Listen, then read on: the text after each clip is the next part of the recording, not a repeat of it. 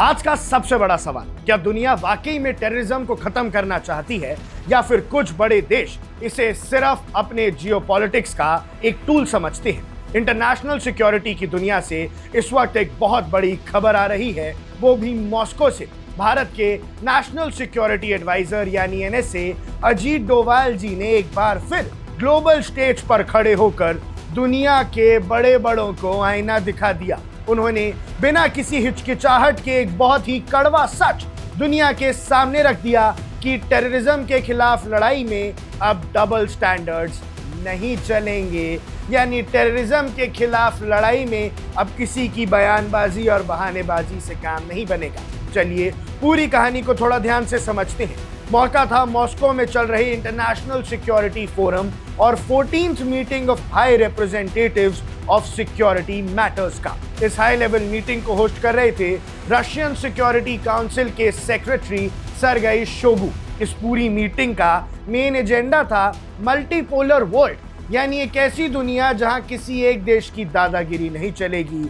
उसमें international security का सामने क्या चैलेंजेस हैं, इस बात पर बातचीत हो रही थी। अब जब बात सिक्योरिटी की हो तो अजीत डोवाल से बेहतर भारत का पक्ष और कौन रख सकता है। उन्होंने वहां 3 ऐसी बातें कही जो आने वाले वक्त में इंडिया की स्ट्रैटेजिक पॉलिसी की बुनियाद बनने वाली है। सबसे पहली तो है eradicating terror and the ecosystem. सबसे पहली और सबसे बड़ी बात ही यही है। डोवाल साहब ने रशियन और अमेरिकन काउंटर पार्ट्स के सामने क्लियर किया कि टेररिज्म कोई ऐसी चीज नहीं है जो सिर्फ एक सोच या आइडियोलॉजी से चलती है। उन्होंने कहा कि टेररिज्म अब एक पूरा ऑर्गेनाइज्ड इकोसिस्टम बन चुका है और किसी बिजनेस और बड़े बड़े एंटरप्राइज की तरह काम कर रहा है। इसका मतलब क्या? इसका मतलब ये है कि जब तक आप इस इकोसिस्टम को फंडिंग देने वालों, इनकी सेफ सैंक्चुरी देने वालों और क्रॉस बॉर्डर टेरर नेटवर्क्स को चलाने वालों पर एक्शन नहीं लेंगे, तब तक ये बीमारी खत्म नहीं होगी।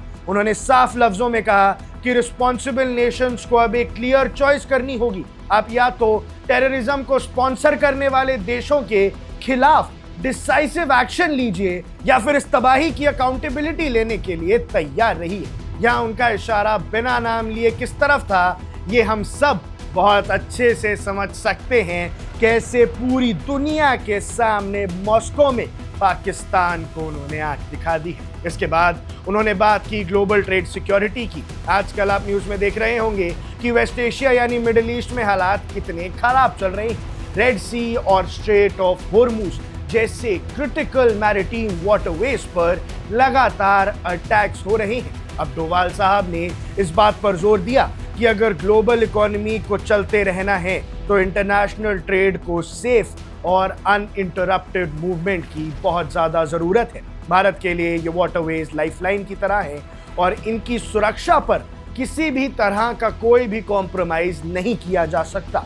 अब आते हैं भैया तीसरे मुद्दे पर जो अजीत डोवाल साहब ने सबके सामने रखा। तीसरा सबसे इंपॉर्टेंट पॉइंट जो उन्होंने उठाया वो था रिफॉर्मिंग ग्लोबल इंस्टीट्यूशंस। डोवाल साहब ने कहा कि 1945 में सेकेंड वर्ल्ड वॉर के बाद जो इंटरनेशनल सिक्योरिटी स्ट्रक्चर्स बनाए गए थे, जैसे कि यूएन सिक्योरिटी काउंसिल, वो आज के ज़माने के थ्रेट से निपटने में फेल हो चुके हैं।